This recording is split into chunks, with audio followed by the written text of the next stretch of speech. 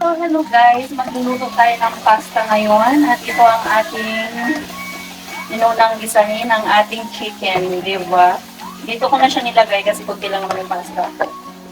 So, yung inuna ko yung manok kasi frozen kasi ito bago ko gisahin yung ibang mga recado. Alright. So, ayan, isunod na natin ang ating onion. Yan.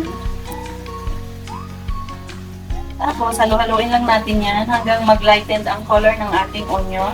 Isunod na natin ang susunod na ingredients. At ayan na guys, nag-lighten na ang color ng ating onion. Ilagay na natin ang tomato.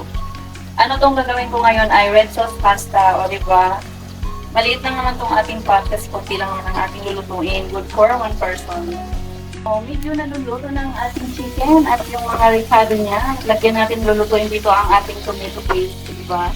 Red sauce. So, ayan, kunti, nag-open tayo ulit ng bago. Ayan, lagyan natin. Lutuin lang natin yan dyan sa oil para hindi siya maasim. So, ayan guys.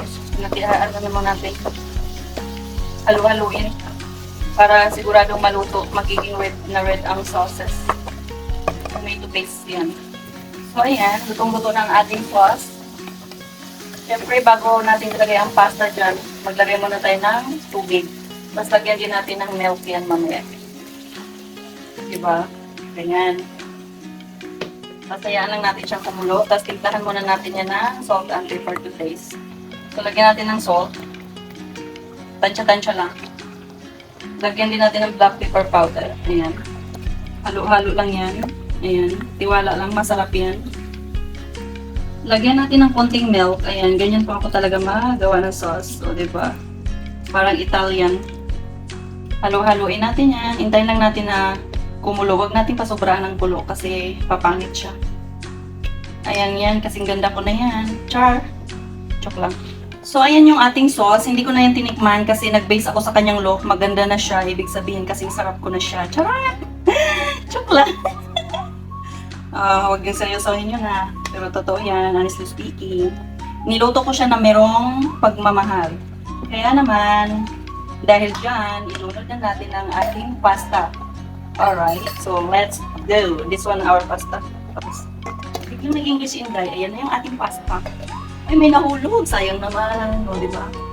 Malinis naman yan. Tapos, halo-haloin lang natin yan. Alright? Ayan yung pala yung texture ng ating pasta. Ginawa ko lang siyang al dente. Hindi masyadong luto. Hindi rin masyadong hilaw. Kasi maluluto yun sa sauce. Alright? Halo-haloin na natin with 2 hands. So, ayan. Pagkatapos nating mahalo, yan na yung itsura niya, guys. So, alalay na tayo sa apoy kasi ayoko naman na malabsak or malata talaga siya. So, ready na yung ating pasta. Patayin na natin yan. Dahil sisip-sipin yung kanyang sauce mamaya. Yan lang. So, sana nag-enjoy kayo sa panonood ng aking video and see you for my next vlog. Bye-bye!